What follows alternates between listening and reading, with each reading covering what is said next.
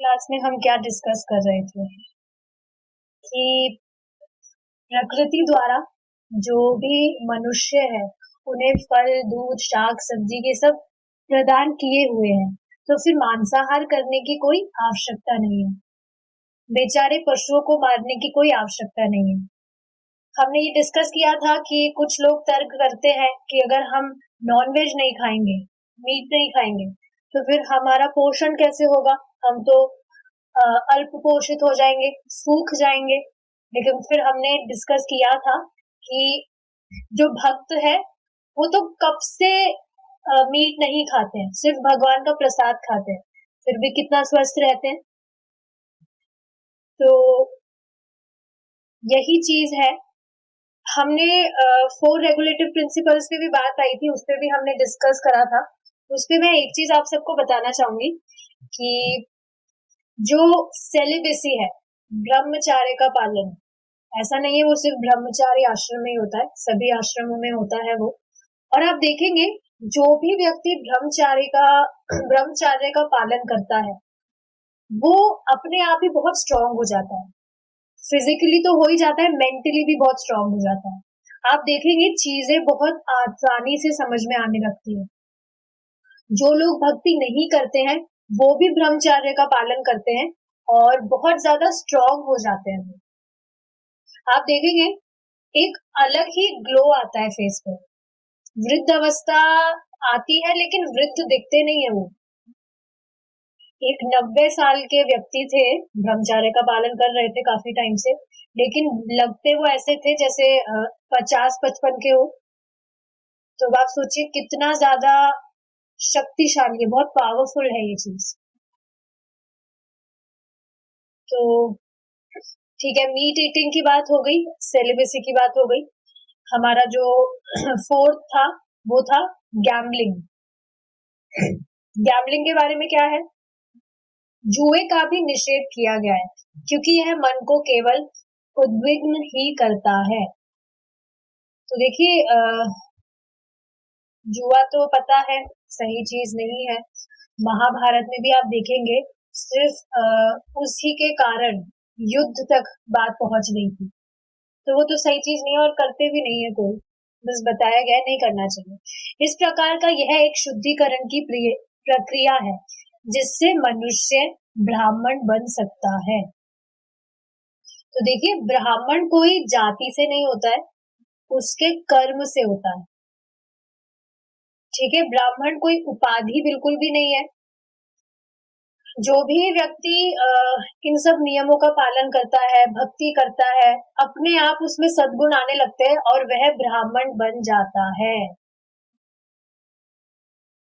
देखिए ये बात समझनी चाहिए कि हमारे जीवन में जब तक हमें भक्तों का संग नहीं मिला था, किसी ब्राह्मण ब्राह्मण का संग नहीं मिला था। ब्राह्मण कौन है? जो भी व्यक्ति भक्ति कर रहा है गुरु परंपरा में, तब तक हमारे जीवन में परिवर्तन आना असंभव था, क्योंकि संग से ही पता लगा भक्ति करनी है और संग से ही भक्ति कर पा रहे हैं। प्रभु जी खुद इस बात को कहते हैं कि अभी आप सब भक्त नहीं होते, डेली ग्रैटिट्यूड शो करते हैं। बताइए प्रभु जी कि आप सब नहीं होते तो ना मैं कुछ शास्त्र पढ़ पाता, ना मैं चैंटिंग कर पाता सही से। तो संग का बहुत प्रभाव होता है। और आप ये भी देखेंगे जो भक्त संग में नहीं रहते हैं वो भक्ति से ड्रॉप कर जाते हैं। सुनने में बहुत छोटी सी चीज लगती है कि संग से क्या ही होता है, लेकिन सच में बहुत प्रभावशाली है। ब्राह्मण देखिए कौन है? ब्राह्मण वह है जो सत्यवादी, शुद्ध, सहनशील, सरल, ज्ञानवान है और भगवान में श्रद्धा रखता है, वह ब्राह्मण है। जाति से कोई ब्राह्मण है लेकिन वो काम कुछ उल्टे पुल्टे कर रहा है, भक्ति तो कर ही नहीं रहा है, कर्म कांड में लगा है, तो वह ब्राह्मण बिल्कुल भी नहीं है। आप देखेंगे भक्ति करते करते ये गुण अपने आप आने लगते हैं। ब्राह्मण वह है जो सत्यवादी। अब यहाँ सत्यवादी का क्या अर्थ है? बहुत इंटरेस्टिंग चीज है ये समझने वाली कि सत्यवादी का अर्थ है कि कोई भी जो भक्त है वह वास्तव में भक्ति करेगा ही। वास्तव में भक्ति का अर्थ क्या है कि एक तो होता है कि जो व्यक्ति है वो भक्ति कर रहा है, सबके बीच में भक्ति कर रहा है, एंड भक्ति वो कर रहा है but not for the sake of showing off कि मैं भक्ति कर रहा हूँ। समझ पा रहे हैं इस बात को? सत्यवादी का अर्थ क्या है कि वह सच में, मतलब एक अर्थ इसका लिया जाए तो, कि वह सच में भक्ति कर रहा है। ठीक है, बाकी सब भक्त है साथ में तो भक्ति कर रहा है, लेकिन जब कोई नहीं होगा तब भी वह भक्ति ही करेगा। Very important point. कोई आसपास नहीं है तब भी वह अपने 16 माला का जप करेगा। ये नहीं कि हाँ गुरु महाराज सामने है तो उनकी नजरों के सामने ठीक है भक्ति कर रहा है, पर कभी गुरु महाराज को कहीं जाना पड़ गया प्रीचिंग प्रोग्राम के लिए या स्वास्थ्य ठीक नहीं रहा, तो अगर उनके सामने वह जब नहीं कर पाया तो बस उस दिन का 16 माला उसने स्किप कर दिया। It doesn't things doesn't work like that. एक जो डिवोटी है, he is so much conscious. उसे पता है कि मैं भक्ति कर रहा हूँ, मतलब उसका उद्देश्य क्लियर है, मैं भक्ति कर रहा हूँ ताकि उससे भगवान प्रसन्न हो। तो ये बहुत ही इंपॉर्टेंट चीज है समझने वाली, कि जो वास्तव में भक्त है वो चाहे से आसपास कोई हो या ना हो, अगर वह एक अकेले कमरे में है तब भी वह भक्ति ही करेगा। शुद्ध, अब देखिए भक्त लोग शुद्ध जीवन तो जी रहे हैं, जीते ही हैं, 4 नियमों का पालन करते हैं। तो देखिए ये सबसे बड़ी प्योरिटी है, that one is following 4 regulative principles, which is not a small thing in this Kalyuga. बिल्कुल भी छोटी बात नहीं है कलयुग के समय पर कोई व्यक्ति 4 नियमों का पालन कर रहा है बहुत इजी, कुछ हार्ड नहीं है, पर फिर भी लोगों को बहुत श्रम लगता है। सो यस, शुद्ध, सहनशील। अब इस पर देखिए मैं कुछ बातें बोलना चाहूंगी, बहुत इंटरेस्टिंग है ये। एक जो भक्त है वह सहनशील होता है। माता जी अभी तो हम सहनशील नहीं हुए हैं, पर देखिए इसको समझने का हम प्रयास करते हैं। बहुत इंटरेस्टिंग चीज है ये। आप देखेंगे जितने भी देवी देवता हैं उनके भक्त जो होते हैं, पहली बात तो ये है that they have nothing to do with demigods. ऐसा नहीं है कि वो देवी देवताओं की उपासना उनका प्रेम प्राप्त करने के लिए कर रहे हैं। कभी सुना है किसी व्यक्ति से कोई आपको कहे कि मैं इन देवता की उपासना कर रहा हूं ताकि मैं इनका प्रेम प्राप्त कर सकूं? नो, क्योंकि वो इस वजह से भक्ति कर ही नहीं रहे। They are just serving them for the sake of getting some material belongings in return, that's it. इसके अलावा आप देखेंगे जो देवी देवताओं के भक्त होते हैं वो बिल्कुल भी नम्र हो ऐसा नहीं है। कोई व्यक्ति सतोगुणी है तो ठीक है, वो शांत रहता है वो अलग बात है, लेकिन आप देखेंगे आजकल तो देखा जाता नहीं है ये सारी चीज, बहुत रेयरली कोई ऐसा व्यक्ति होगा, पर ये बिल्कुल प्रैक्टिकल बात है। देवी देवताओं के जो भी उपासक होते हैं they are not soft. Shiv ji के आप भक्त देख लीजिए, अब तक जो भी रहे हैं मतलब सभी भक्त राक्षस नहीं है, बट आप देखेंगे कितने भक्त तो राक्षस ही हुए हैं, और उनको बस कुछ इसलिए वो तपस्या करते थे ताकि उनको कुछ मिल जाए, और बस फिर शिव जी आप अपना मस्त हम हमारा मस्त। लेकिन भगवान कृष्ण का भक्त होने के लिए it is very much important कि व्यक्ति सहनशील हो। बहुत अमेजिंग चीज है ये। Humility attracts Krishna so much. भगवान को ये जो नम्रता है भक्त की, ये बहुत आकर्षित करती है। It attracts Krishna very much. तो ठीक है, अभी हम सहनशील पूरी तरह से नहीं हुए हैं, पर जैसे ये क्वेश्चन पूछा था एक भक्त ने सीनियर डिवोटीज से कि मैं बहुत कठोर हूँ। ऐसा देखिए, अक्सर भक्तों को बोला भी जाता है कि तुम तो बहुत कठोर हो, तुम तो ये हो, बट वास्तविकता ये नहीं है। एक जो कृष्ण भक्त होता है, बल्कि वह तो सबका कल्याण करना चाहता है। मतलब वो खुद कल्याण नहीं करता है, वो किसी का उद्धार नहीं कर सकता, बट भगवान उसको तो मीडियम बनाते हैं ना, वो औरों को बताना चाहता है कृष्ण भावनामृत के विषय में। तो ये उसकी नम्रता का ही तो सूचक है। किसी को क्या ही पड़ी है आजकल कि वो किसी के बारे में कुछ अच्छा सोचे। सभी तो आजकल स्वार्थ की तो दुनिया रह गई है। You scratch my back, I will scratch your back, यही सब तो चल रहा है, इज इट नॉट? तो वास्तव में जो भगवान कृष्ण का भक्त है वह सहनशील होता है। अब कभी कभी क्रोध वगैरह आ जाए तो समझना चाहिए कि पहले से तो कम है। और आप देखेंगे भक्तों को जैसे कभी कुछ क्रोध भी आता है तो उसका कारण इंद्रिय तृप्ति तो कभी नहीं होगी। Can you practically observe this thing? कोई व्यक्ति आपकी भक्ति में बाधा डालने का प्रयास कर रहा है, को परेशान कर रहा है, भक्ति नहीं करने दे रहा है, तब गुस्सा आ जाए, वो अलग चीज है। पर कोई भी जो भक्त है वो कभी इंद्रिय तृप्ति के लिए तो झगड़ा नहीं ही करता है। तो यह एक चीज है, सहनशील हो जाता है, सम न्यूट्रल हो जाता है उसका बिहेवियर। कुछ भी अगर सिचुएशन आती है तो फर्क नहीं पड़ता, आती जाती रहती है। सरल हो जाता है, सरल मतलब सिंपल हो जाता है बहुत। कुछ भी ये डिस्कस कर रहे थे हम, जो चकाचौंध वाली चीज है उसमें प्रवृत्त नहीं होता है, ज्ञानवान होता है। ऑफ कोर्स देखिए, शास्त्र सुन रहा है, नॉलेज ले रहा है, तो अपने आप ज्ञानवान हो जाता है व्यक्ति, और भगवान में श्रद्धा रखता है, वह अपने मन और इंद्रियों पर भी संयम रख सकता है।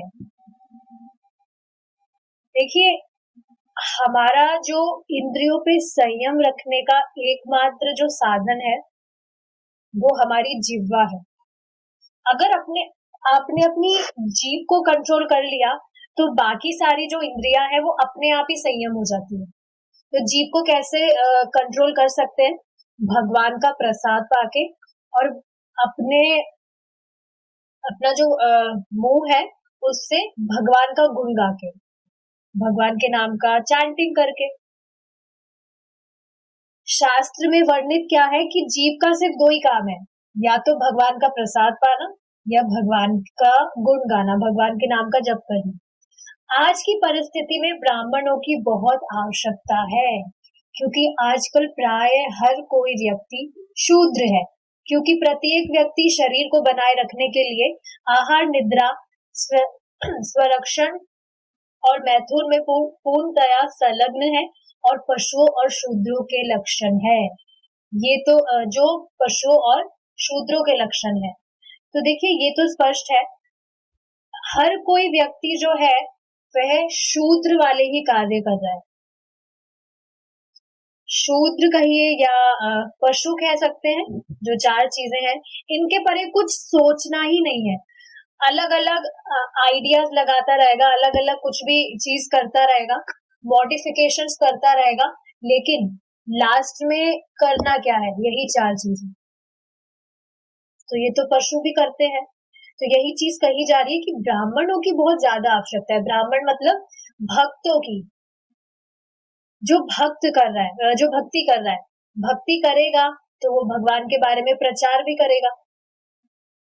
मानव समाज में जब तक चार विभाग ना हो और जो एक दूसरे के साथ तालमेल के साथ काम ना करे, समाज में तब तक शांति नहीं हो सकती। ये चार विभाग है, ब्राह्मण, क्षत्रिय, वैश्य और शूद्र। तो देखिए, ये चार कैटेगरीज बताई है। व्यक्ति इन 4 कैटेगरीज में फॉल करता है। ब्राह्मण कौन है? जो भगवान की भक्ति आदि करता है, अभी हमने डिस्कस किया। क्षत्रिय कौन है? जो भी मिलिट्री मैन्स वगैरह है, उनका एग्जाम्पल लिया जा सकता है। वैश्य कौन है? जो बिजनेसमैन होते हैं, जिनको व्यापार में ज्यादा रुचि होती है। और शूद्र जो सेवक आदि होते हैं। तो ऐसा नहीं है कि ये जो 4 कैटेगरीज है इसमें सिर्फ ब्राह्मण ही भक्ति करता है, भक्ति सभी कर सकते हैं। बस यही है कि स्टेजेस है कि कौन कितना। अब जो वैश्य है, भक्ति वो करता है लेकिन साथ में उसकी व्यापार में बहुत रुचि होती है, बिजनेस बहुत ज्यादा करता है, वो बिजनेस में भी उसकी रुचि है। अभी आप देखिए ना, जो गृहस्थ भी है भक्ति कर रहे हैं, लेकिन ऐसा नहीं है कि वो बिजनेस नहीं कर रहे, छोड़ दिया उन्होंने सब कुछ, साथ में बैलेंस करके सारी चीजें करनी होती है। इन विभागों की चर्चा श्री कृष्ण ने भगवत गीता में इस प्रकार की है। चातुर्वर्ण्यं मया सृष्टं गुण कर्म विभागशः तस्य कर्तारमपि मां विद्य कर्तारमव्ययम्। भौतिक प्रकृति के 3 गुणों और कर्म के अनुसार मानव समाज के चारों वर्ण मेरे द्वारा रचे गए हैं। तो ये जो हमने 4 चीजें अभी डिस्कस की है, ये मानव समाज के 4 वर्ण हैं। भगवान से इतर तो कुछ है नहीं, भगवान ने ही रचा है। इस व्यवस्था का कर्ता होने पर भी मुझ अविनाशी को तुम अकर्ता ही जानो। भगवत गीता के 14वें अध्याय का 13वां श्लोक। मानव समाज में मनुष्य के ये 4 वर्ग स्वाभाविक है, कृत्रिम नहीं, क्योंकि इस भौतिक जगत में प्रत्येक वस्तु प्रकृति के 3 गुणों सतोगुण, रजोगुण और तमोगुण के अधीन कार्य कर रही है। तो देखिए, कोई भी व्यक्ति कुछ भी काम कर रहा है, गुणों से प्रभावित होकर ही वह करता है। और आप देखेंगे टाइम भी इस अकॉर्डिंग ही डिस्ट्रीब्यूटेड है। सुबह का टाइम आप देखिए ज्यादा सतोगुण ही होता है, शांत एकदम। सुबह आप देखेंगे जब हम चैंटिंग करते हैं तो एकदम से ऐसा नहीं है कि रजोगुण में हम आ जाएंगे सुबह के टाइम कि ये करना है वो करना है, नहीं। सुबह का टाइम एकदम शांत रहता है, सतोगुण होता है। इस वजह से देखिए सुबह हमारी जो साधना है वो सुबह करने को कहा जाता है, सुबह करिए। सतोगुण का संग जब हमें मिलता है तो हम हमारी जो चेतना है वो उस हिसाब से परिवर्तित होने लगती है। सुबह जो भी भक्त चैंटिंग करते हैं उनकी तो इस तरह से प्रोग्रामिंग हो गई है, मतलब एक टाइम टेबल सा बन गया है कि सुबह अगर जब नहीं करेंगे तो बाद में तो बहुत मुश्किल है। इस चीज को लोग जो भी भक्त है वो एक्सपीरियंस करने लगे हैं।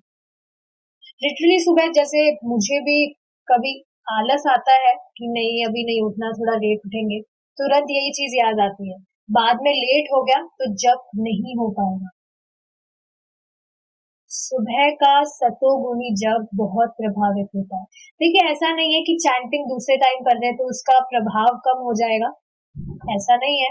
पर फिर भी सतोगुण में चैंट जब करना चाहिए हमको। रजोगुण अगर दिन में करेंगे तो आप देखेंगे कितनी सारी बातें दिमाग में घूमती रहती है, कहाँ मन स्थिर रह पाता है।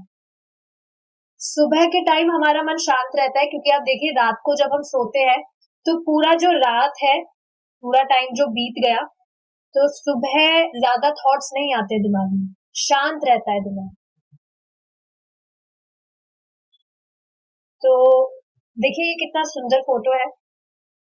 यहाँ पे ये जो व्यक्ति है, यहाँ पे ये जो व्यक्ति है, ये इस व्यक्ति को जो भी है मतलब डांट रहा है या कुछ भी अपने हिसाब से काम करवाने का प्रयास कर रहा है। लेकिन अब आप देखिए दोनों को लग क्या रहा है कि दोनों स्वतंत्र है, अपनी इच्छा से काम कर रहे हैं, पर असल में स्वतंत्र नहीं है, एक कठपुतली मात्र है। जितने भी जीव है यहाँ, वो उन्हें लगता है कि वो स्वतंत्र होके कार्य कर रहे हैं, पर स्वतंत्र बिल्कुल भी नहीं है।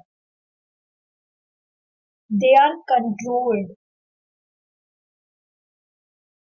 स्वतंत्र होकर कार्य नहीं कर रहे हैं। तभी आप देखिए ना, कोई भी व्यक्ति किसी भी तरह से व्यवहार कर रहा है, कभी कभी वो खुद कहता है वैसा व्यवहार करने के बाद कि मैं ऐसा करना नहीं चाहता हूँ, फिर भी अपने आप हो जाता है, पता नहीं कैसे हो जाता है। तो इसका मतलब क्या है? ही इज कंट्रोल्ड, हेल्पलेस है वो खुद, करना नहीं चाहता है फिर भी हो जाता है। काफी सारी हमारी जो इच्छाएं आती है, हम करना नहीं चाहते, बट उस टाइम बिल्कुल सब कुछ भूल जाते हैं और कर ही देते हैं वो चीज। फिर बाद में याद आता है, अरे ये तो हम नहीं करना था, हमें करना भी नहीं चाहते थे, फिर भी कर बैठे। तो व्यक्ति समझता है स्वतंत्र है, पर स्वतंत्र बिल्कुल नहीं है।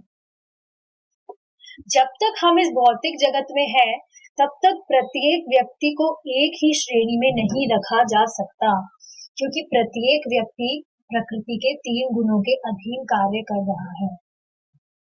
कोई भी व्यक्ति ऐसे नहीं कह सकता कि मैं तो सिर्फ एक ही गुण से प्रभावित हूँ और गुण नहीं, तीनों गुण से प्रभावित होता है। ऐसा भी होता है कि किसी में कोई गुण ज्यादा होता है, किसी में कोई गुण कम होता है, ये चीज होती है। टाइम के अकॉर्डिंग भी ये चेंज होता रहता है, फिक्स नहीं है। किंतु जब हम इस त्रिगुणात्मक त्रिगुणात्मिका भौतिक प्रकृति के परे हो जाते हैं, तब वहां समता हो जाती है। मतलब क्या है इसका? ये जो 3 गुणों से प्रभावित जो भौतिक प्रकृति है, इसके व्यक्ति जब परे हो जाता है, आगे वाला जो स्टेज है, जब वहां तक वह पहुंच जाता है, अपने आप समता आ जाती है। को पता है भगवान श्री कृष्ण किसी भी गुण से प्रभावित नहीं होते, भगवान निर्गुण है। तो भक्त भी भक्ति करते करते इस अवस्था तक पहुंच जाता है, पर भक्ति करने से ही होगा वो। अभी एक माता जी हैं, बिल्कुल नई है वो, तो उनको मैंने काफी बार कहा है आप आया करिए चैंटिंग के लिए, एसोसिएशन में चैंटिंग करिए। आज ही उनका मैसेज आया था, मुझे श्री कृष्ण पे पूरा सरेंडर करना है, कैसे मैं करूं, मुझे उनकी शरण में जाना है। मैंने उनको यही चीज बताई, आप कुछ करेंगे तभी लाइफ में ट्रांसफॉर्मेशन आप महसूस कर पाएंगे, कुछ नहीं करने से कुछ भी नहीं होगा। चाहते तो हम क्या क्या है, पर कुछ करेंगे ही नहीं तो कैसे कुछ फिर जीवन में परिवर्तन आएगा? भक्तों का संग प्राप्त करने के बाद में उनकी तरह ही हम करने लगे, तभी तो जीवन में परिवर्तन महसूस कर रहे हैं। कुछ करते ही नहीं, बस बैठे रहते, भक्तों को देखते रहते, तो कैसे कुछ हो जाता? तो कुछ करने से ही होता है, और ऐसा नहीं है कि थोड़े दिन किया थोड़े दिन नहीं किया, प्रतिदिन करने से होता है। उस समय ये सारे वर्ग और भेद नष्ट हो जाते हैं। अतः अब प्रश्न यह उठता है कि इस त्रिगुणमयी प्रकृति के पार कैसे पहुंचा जाए? कैसे पहुंचा जाए? तो इसका एकमात्र उत्तर है कृष्ण भावना भावित बनना ही भौतिक प्रकृति से परे जाना है। जैसे ही हम कृष्ण भावनामृत में स्थित होते हैं, हम भौतिक प्रकृति के तीनों गुणों से परे हो जाते हैं। तो देखिए, जैसे ही हम भक्ति के प्रोसेस में आते हैं, तुरंत हम निर्गुण अवस्था में आ जाते हैं। जब भी हम भक्ति से रिलेटेड कुछ काम करते हैं, आप देखेंगे हम कितने ज्यादा कॉन्शियस हो जाते हैं कि हाँ, ये भगवान से रिलेटेड चीज है, हम ये कर रहे हैं। माया तो उस टाइम बिल्कुल परेशान कर ही नहीं सकती है। प्रभु जी खुद इस बात को कहते हैं कि जब मैं क्लास देता हूँ, मैं एकदम सेफ हूँ, माया का बिल्कुल प्रवेश है ही नहीं। तो जब भी हम भक्ति से रिलेटेड कुछ भी करते हैं, वी आर सेफ। ना गुणों से प्रभावित हो सकते हैं, ना माया हमें परेशान कर सकती है, कुछ भी नहीं हो सकता। तो अब आप सोचिए, अगर हम हर टाइम ही ऐसा कुछ करें जो कृष्णा से कनेक्टेड हो, तो फिर संभावना क्या है कि हर वक्त ही हम माया से बचे रहेंगे? मां च यो अव्यभिचारेण भक्ति योगेन सेवते सगुणास अमतीत्येतान् ब्रह्म भूयाय कल्पते। जो पूर्ण रूप से मेरी अनन्य भक्ति के द्वारा मेरी सेवा करता है और किसी स्थिति में उससे पतित नहीं होता, वह तत्काल प्रकृति के गुणों को लांघ कर ब्रह्मभूत स्तर पर पहुंच जाता है। आप खुद सोचिए, आप कोई कार्य कर रहे हैं, बस करे जा रहे, कंटिन्यू करे जा रहे, हर दिन करे जा रहे, ड्रॉप नहीं कर रहे, मतलब ब्रेक भी नहीं ले रहे, तो संभावना कहाँ है कि आप डाउन हो जाएंगे। तो भगवान यही कह रहे हैं कि किसी स्थिति में उससे पतित नहीं होता, कोई सी भी स्थिति आए, भक्ति नहीं छोड़नी। ये चीज आप हमेशा फिक्स कर लीजिए, कैसी भी सिचुएशन आए, भक्ति तो डेली करनी ही है, कभी ब्रेक नहीं, कभी पॉज नहीं लेना।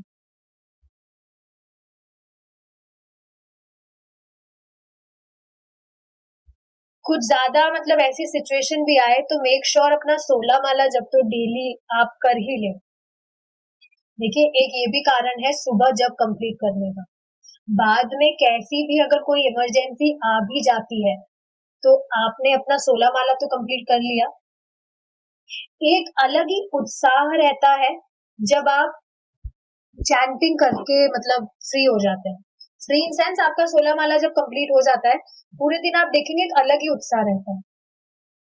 जिस दिन चैंटिंग नहीं रहता है उस दिन बहुत ज्यादा दुख भी होता है, मतलब परेशान रहते हैं, एक अजीब सी ही एंजाइटी रहती है।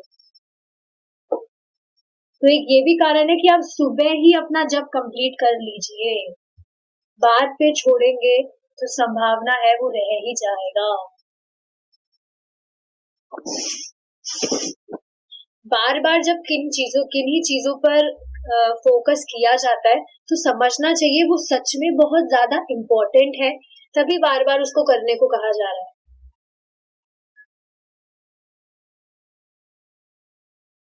तो ये भगवत गीता की 4वें अध्याय का 26वां श्लोक है। इस प्रकार जो व्यक्ति कृष्ण भक्ति के कार्यों में प्रवृत्त होता है वह तत्काल ही दिव्य स्थिति पर पहुंच जाता है। तो समझ रहे हैं आप, हर दिन हम भक्ति कर रहे हैं, हम आगे ही बढ़ रहे हैं, पीछे जाने का कोई स्कोप नहीं है, हर दिन आगे ही बढ़ रहे हैं हम। तो जब हर दिन व्यक्ति कृष्ण भक्ति के कार्यों में प्रवृत्त होगा तो दिव्य स्थिति तक तो एक दिन वो अपने आप पहुंच ही जाएगा। सच में आप बस भक्ति करते रहिए, करते रहिए, करते रहिए, वो स्टेज कब आ जाएगा आपको पता भी नहीं चलेगा। और सच में आप देखिए ना, जितना भी टाइम अभी तक बीत गया है पता नहीं चला ना, भक्ति हम करते चल रहे, कब टाइम बीत रहा है पता भी नहीं चला। अरे इतना टाइम हो भी गया, पता ही नहीं चला। भक्ति नहीं कर रहे होते तब भी टाइम तो बीतता ही है। आप देखेंगे, मैं खुद का प्रैक्टिकल एग्जांपल बताती हूँ। जब भक्ति में नहीं कर रही थी, टाइम तब भी बीत रहा था, तो मन में एक गलानी रहती थी कि टाइम बीत रहा है, बहुत जल्दी ऐसा टाइम भी आएगा जब वृद्ध अवस्था आ जाएगी। मतलब एक अजीब सा ही दुख होता था कि टाइम बीत रहा है और ऐसा लगता भी था कि कुछ कर नहीं पा रहे हैं, पूरा फुल पोटेंशियल दे नहीं पा रहे। बट अब जब भक्ति कर रहे हैं तो एकदम गिल्ट फ्री वाली फीलिंग है कि हाँ, जो भी हम कर रहे हैं हर दिन वो भगवान के लिए हम कर रहे हैं कुछ ना कुछ, तो गलानी वाली चीज नहीं है। एक दिन भी ऐसा नहीं जाए जिस दिन आप भक्ति ना करें, मेक श्योर एक दिन भी ऐसा नहीं जाना चाहिए। शास्त्र में ये वर्णित है कि जो भी व्यक्ति भक्ति नहीं कर रहा है वो एक शव तुल्य है। आप खुद सोचिए ना, जिस कार्य के लिए हमें कोई चीज दी जाती है, अगर वो उससे करी ही ना जाए तो वो यूजलेस ही तो है। तो ये जो शरीर हमें मिला है, इससे हमने भगवान के लिए कुछ नहीं किया, कुछ सेवा ही नहीं की, तो ये एक शव मात्र ही तो है।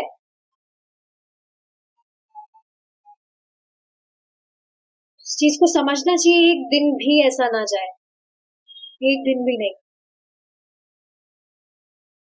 मूल रूप से हम भौतिक पदार्थ नहीं अपितु ब्रह्म है। अहम ब्रह्मास्मि। शंकराचार्य का दर्शन मुख्यतया इस सिद्धांत पर आधारित है कि हमें यह नहीं सोचना चाहिए कि हम इस भौतिक प्रकृति से निर्मित पदार्थ है। देखिए, एक और चीज यहाँ समझने वाली क्या है कि जब ये चीज बताई जाती है कि हम इस मटेरियल वर्ल्ड में हैं, हम फंसे हुए हैं, ये वो, तो ऐसा नहीं है कि उदासीन हो जाए। भयभीत होने वाली बात नहीं है कि हम यहाँ फंसे हुए हैं या कुछ भी बात है, भयभीत होने वाली बात नहीं है, बल्कि हमें खुश होना चाहिए। फंसे हुए तो हम कितने टाइम से हैं, बट अब हमें सल्यूशन मिल गया, यहाँ से बाहर निकलने का, तो बस उस प्रोसेस में लग जाइए। परेशान होने वाली तो कोई बात ही नहीं है। परेशान तो उन लोगों को होना चाहिए, और परेशान है भी, पता नहीं है। पहली बात तो पता नहीं है, फंसे हुए हैं और परेशान भी रहते ही हैं। तो परेशान होने वाली कोई बात नहीं है। अगर हम यहाँ है भी, हमें जो प्रोसेस पता लगा है, बस उसमें लग जाइए। हाँ, तो हमें यह नहीं सोचना चाहिए कि हम इस भौतिक प्रकृति से निर्मित पदार्थ है। यह एक दुर्भाग्यपूर्ण दुर्घटना है कि हम भौतिक प्रकृति के संपर्क में आ गए हैं। वास्तव में हमारा स्वरूप यह है कि हम आत्मा ब्रह्म है, और हमें उसी मूल स्वरूप को जागृत करना है। देखिए, ये दुर्भाग्यपूर्ण ही बात है कि हम इस भौतिक प्रकृति के संपर्क में आ गए। This is not our real home. असली घर नहीं है ये हमारा। असली घर तो भगवान के धाम है हमारा, पर फिर भी हम यहाँ पर है। और दुर्भाग्यपूर्ण बात ही है, अच्छी बात तो नहीं है कि जो आप खुद सोचिए ना, कोई व्यक्ति है, उसका जो घर है वो बढ़िया 2 BHK है, 2 BHK है, लेकिन अब उसे गांव में किसी कोठरी में रहने को दिया जा रहा है, तो ये अच्छी बात तो नहीं है। पर अब ऐसा नहीं है वो दुखी होके बस वहां बैठ जाए, कुछ करे ना, उस प्रोसेस पे लगे कि वापस से उसे उसके घर की प्राप्ति कैसे हो। तो यही चीज यहाँ बताई जा रही है कि हमारा जो स्वरूप है, हम आत्मा है, ब्रह्म है। इस ऐसा नहीं है, देखिए, कि ये जो स्वरूप है हमारा, ये है नहीं, है तो हमेशा से ही, पर कवरिंग होने के कारण ये सुप्त हो गया है। तो इस स्वरूप को जागृत करना है। यह भौतिक जीवन एक व्याधिग्रस्त स्थिति है। जब हम ब्रह्म में स्थापित हो जाते हैं, तब हम फिर से हमारी स्वस्थ अवस्था में आ जाते हैं। तो देखिए, इस बच्चे को क्या लग रहा है इसको देख के, ये बीमार है। तो अभी हम भी इसी अवस्था में हैं, हम भी बीमार हैं अभी। बीमार का मतलब क्या है, आप खुद सोचिए। कोई व्यक्ति है, अपने आप को वो भूल गया, तो जब वो पागल हो जाता है तभी तो अपने आप को भूल जाता है। जैसे सुप्रिया माता जी, अभी आप कौन है, आपको आपका नाम भी याद नहीं है कि मैं कौन हूँ, क्या नहीं हूँ। तो इसका मतलब क्या है, बीमार हो गए आप, आपको दिमाग का कोई रोग हो गया, इस वजह से आपको खुद का नाम भी याद नहीं रहा, तो ये बीमारी तो है। उसी तरह से हम है आत्मा, पर इस चीज को हम अनुभव नहीं कर पा रहे हैं। सुप्त हो गई है हमारी ये जो चेतना है कि हम आत्मा है। तो जब हम ब्रह्म में स्थापित हो जाते हैं, तब हम फिर से हमारी स्वस्थ अवस्था में आ जाते हैं। वह हमारी असल में स्वस्थ अवस्था है कि हम इस चीज को अनुभव कर पाए, जो हमें 100% तुरंत प्राप्त हो जाती है। जब हम श्री कृष्ण की सेवा करते हुए भौतिक प्रकृति के तीनों गुणों से परे हो जाते हैं, तब हमारी स्थिति क्या होती है? क्या हम शून्य बन जाते हैं? देखिए, ये चीज बिल्कुल भी नहीं है। लोगों की धारणा यही है कि आत्मा निराकार है, कुछ भी उसका आकार नहीं है, शून्य है, या जो भी लोग हैं उनकी बेसिकली धारणा यही होती है आत्मा को लेकर कि उसका कोई भी अस्तित्व नहीं है। क्यों?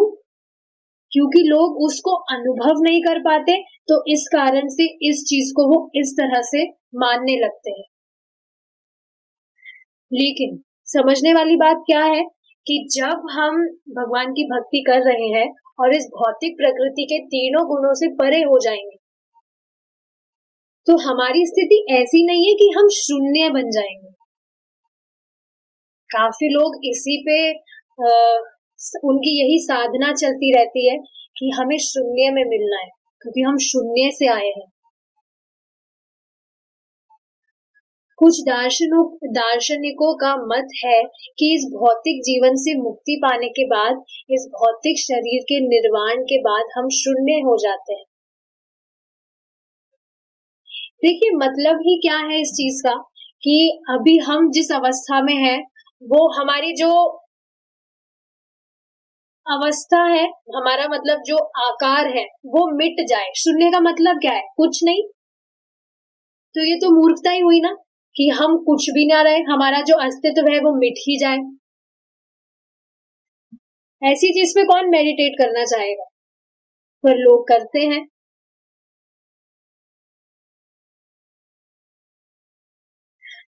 यह एक भयावह सिद्धांत है, सच में बहुत भयानक चीज है ये, देखा जाए तो। लोग अपना अस्तित्व ही मिटाना चाह रहे हैं। शून्य का मतलब यही तो हुआ। स्वभाव से एक जीव शून्य की ओर आकर्षित नहीं होता है। अच्छा देखिए, शून्य भी जब कहा जाए तो शून्य बोलने के बाद में भी आपके दिमाग में कुछ तो धारणा आ रही है, कोई डिजिट आता है दिमाग में, कोई नंबर, कुछ भी आता है। वास्तविकता में क्या कुछ भी नहीं पर कोई अट्रैक्शन होता है? खुद बताइए आप। कोई चीज है, वो है नहीं, उसके आपको क्या अट्रैक्शन होगा? जैसे कोई दीवार है, उस पे बहुत सुंदर पेंटिंग लगी है, पर अब वो हटा दी गई है, कुछ नहीं वहां पर है, तो उसके प्रति आपका क्या अट्रैक्शन रहेगा? तो स्वभाव से एक जीव शून्य की ओर आकर्षित नहीं होता। हम कितनी भी रुग्ण हो, हम कितने भी रुग्ण हो और कितने भी कारणों से कष्ट पा रहे हो, किंतु यदि हमारा डॉक्टर आकर हमसे कहे, लाइए मैं आपके प्राण लेकर आपकी सारी व्याधियों को समाप्त कर देता हूँ, तो हम तुरंत कहेंगे, नहीं नहीं, मुझे मारने के बजाय मुझे रोग से कष्ट पाने दीजिए। खुद बताइए ना, आप बीमार है, कोई भी व्यक्ति कितना ही पीड़ित है, उसे वो डॉक्टर के पास जाए और डॉक्टर उसे कहे कि ठीक है, मैं आपकी जो बीमारियां हैं उनको हमेशा के लिए मैं समाप्त कर दूंगा, आपको समाप्त करके, व्यक्ति क्या कहेगा? नहीं, मैं ऐसे ही ठीक हूँ, जैसे मैं कष्ट जो मैं भोग रहा हूँ उसको मैं पाने के लिए रेडी हूँ, लेकिन मरना मुझे स्वीकार नहीं। देखिए, ये चीज स्पष्ट, बहुत ज्यादा प्रैक्टिकल है। किसी आप छोटे बच्चे को भी देखिए जिसमें बिल्कुल समझ नहीं है, उसको भी मृत्यु का भय होता है। उसको पता नहीं है मृत्यु होती क्या है, पर फिर भी उसको भय होता है।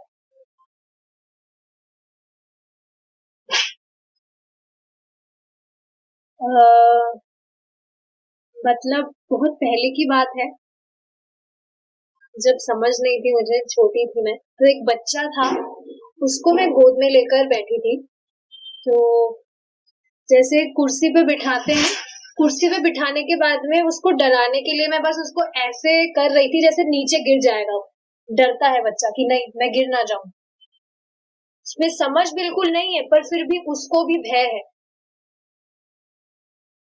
तो जब जो व्यक्ति बोल रहे हैं हम शून्य में मिल जाएंगे, इसका मतलब क्या है? उनका जो अस्तित्व है वो मिटाने के लिए वो कह रहे हैं। हम मात्र अपने दुखों का अंत करने के लिए भी मारे जाना पसंद नहीं करते। इस प्रकार यह सिद्धांत कि भौतिक जीवन के पश्चात शून्य ही रह जाता है, तनिक भी आकर्षित नहीं है। तो भौतिक जीवन से परे शून्य जो है, शून्य मतलब कुछ नहीं, कि अगर इस भौतिक जगत से आपको मुक्ति पानी है, मतलब इस भौतिक जगत के कष्टों से आपको मुक्ति पानी है, तो आप खुद का अस्तित्व मिटा दीजिए। क्या सच में ये सल्यूशन है? आप देखेंगे कोई व्यक्ति रोड पे भीख भी मांग रहा है, उसको भी ये चीज स्वीकारनीय नहीं होगी कि मैं मतलब दुखों से पीड़ित हूँ, मेरे पास खाने को कुछ नहीं है, रहने को घर नहीं है, तो मैं मृत्यु को प्राप्त हो जाऊं। वो भी इस चीज को नहीं स्वीकारेगा। और ना ये तथ्य ही है, और ना यह तथ्य ही है। हम तो सच्चिदानंद विग्रह अर्थात सनातन, आनंदमय और ज्ञानमय है। सही में आत्मा का स्वरूप तो यही है, सच्चिदानंद। सनातन मतलब जो हमेशा के लिए है, शाश्वत, आनंद में, ब्लिसफुल, ज्ञान में, नॉलेजेबल। हम उन परम भगवान के अंश है। पता नहीं है लोगों को इस चीज के प्रति अट्रैक्शन होता क्यों नहीं है। ज्यादा अट्रैक्शन मतलब जो भी लोग हैं, तथाकथित जो भी फाउंडेशंस को फॉलो करते हैं, आप खुद सोचिए ना कि भगवान कितने ज्यादा आकर्षक है, सर्व आकर्षक, ऑल अट्रैक्टिव है भगवान। लेकिन फिर भी लोग एक ज्योति पर ध्यान लगाना चाहते हैं, भगवान के सुंदर जो भगवान का सुंदर जो अस्तित्व है उसको स्वीकारना नहीं चाहते। लेकिन असल में जो भी आत्मा है, चाहे इसे स्वीकारे या ना स्वीकारे, स्वीकार नहीं करने से जो सच्चाई है वो बदल नहीं जाती। स्वीकार वो अभी नहीं कर रहा है, इसका मतलब ये नहीं है कि वो भगवान का अंश नहीं है, भगवान उसे निष्कासित कर देंगे, ऐसा नहीं होता है। समझ वो नहीं पा रहा है, वो उसके अज्ञान का लक्षण है। तो वास्तव में हम परम भगवान के अंश हैं। भगवान सच्चिदानंद विग्रह है और हम लोग गुण की दृष्टि से उनसे अभिन्न है। समुद्र के जल की एक बूंद चाहे कितनी भी छोटी क्यों ना हो, उतनी ही खारी होती है जितना कि पूरा समुद्र। तो ऐसे बूंद कितनी ही छोटी क्यों ना हो, सागर जो है वो खारा होता है, सबको पता है। लेकिन उसकी चाहे से कितनी ही छोटी बूंद हो, वो उतनी ही खारी होती है। तो कोई भी व्यक्ति, देखिए ये तो बेसिकली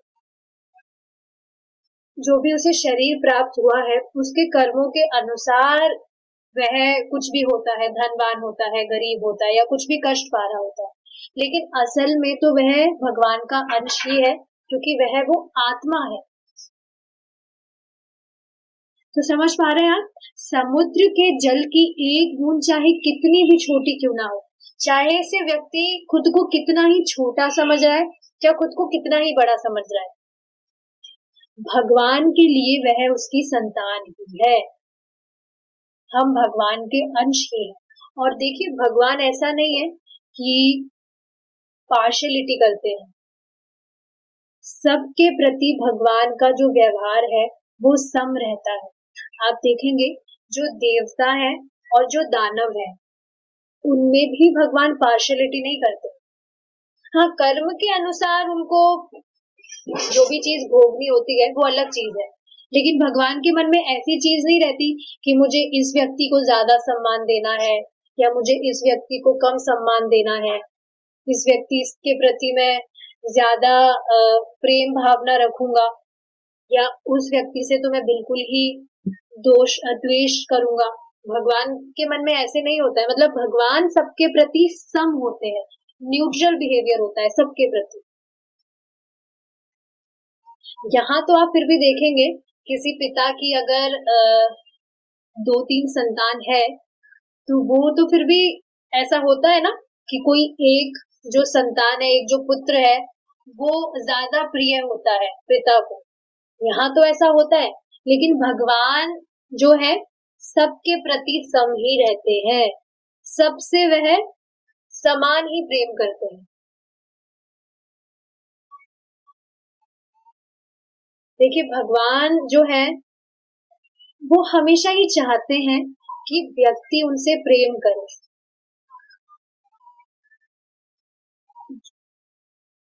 जो भी व्यक्ति भगवान की भक्ति करता है, भगवान उसे बहुत प्रेम से रखते हैं। अपने भक्तों के प्रति भगवान ज्यादा मतलब भक्तों से ज्यादा प्रेम करते हैं भगवान, ये चीज है। आप खुद सोचिए, जो व्यक्ति भगवान की भक्ति नहीं कर रहा है उसको भी भगवान सारी मतलब सुविधाएं देते हैं, तो जो व्यक्ति भगवान की भक्ति कर रहा है वो कैसे परेशान रह सकता है? This is next to impossible. कभी भी मन में ये डाउट तो रखना ही नहीं चाहिए, भक्ति कर रहे हैं तो पता नहीं सही में भगवान देख रहे हैं या नहीं देख रहे हैं, ऐसा बिल्कुल भी नहीं है। एक माता जी है, अभी यहीं पर ही है, नाम मैं नहीं रखूंगी। जिस तरह से वो भक्ति कर रही है, she is very much conscious, मतलब कोई चीज गड़बड़ है नहीं, बट फिर भी मन में डाउट आता है तो एक एंजाइटी आ जाती है। तो देखिए यही जो इंटेंशन है, यही तो मैटर करता है कि आप भगवान की भक्ति करने के लिए कितना ज्यादा सीरियस है। वो सिंसियरिटी बहुत ज्यादा मैटर करती है, और सच में जो सिंसियरली भक्ति करता है वो बहुत तेजी से प्रगति कर पाता है। क्यों? क्योंकि सारी चीजें जो भी इंस्ट्रक्शंस बताए जा रहे हैं उसे वो बिल्कुल अच्छे से फॉलो करने का ट्राई करता है। कोई भी चीज जब आप एज इट इज फॉलो कर रहे हैं 100%, तो रिजल्ट भी तो वैसा ही आएगा। एक एग्जाम्पल देके यहाँ पर रुकूंगी मैं। जैसे आप देखिए, सब बच्चे पढ़ाई करते हैं क्लास में, लेकिन कुछ बच्चे जो है वो बहुत सीरियसली पढ़ाई करते हैं, सिंसियरली। कुछ बच्चे काम चलाऊ पढ़ाई करते हैं, और कुछ बच्चे न्यूट्रल पढ़ाई करते हैं कि हाँ बीच वाला, एवरेज। तो उस हिसाब से ही जब उनका एग्जाम होता है तो उनके जो स्कोर है उस हिसाब से ही आता है, स्कोर भी, रिजल्ट। तो यहाँ से आप समझ लीजिए, ये चीज आप खुद ही देखिए कि जो भी आप कर रहे हैं भक्ति में, काम चलाऊ भक्ति कर रहे हैं, एवरेज कर रहे हैं, या बहुत सिंसियरिटी से कर रहे हैं, उत्तर आपको खुद को मिल जाएगा। ऐसा हो ही नहीं सकता है कि कोई बहुत अच्छे से सिंसियरिटी से भक्ति कर रहा है। भक्ति तो देखिए कैसे भी की जाए लाभदायक, लाभकारी ही है, नो डाउट, बट इंटेंशन का सच में बहुत ज्यादा फर्क पड़ता है कि सच में आप भगवान को संतुष्ट करना चाहते हैं। जब भगवान संतुष्ट होंगे, अपने आप ही आपका जो मन है वो प्रसन्नता से भरा रहेगा हर वक्त, कोई रीजन भी नहीं चाहिए। ये चीज स्वाभाविक है। तो ठीक है, अब हम यहाँ रुकेंगे। किसी का कुछ क्वेश्चन तो नहीं है? ठीक है। श्रीला प्रभुपाद की जय। निताय गौर प्रेमानंदे। हरि बोल।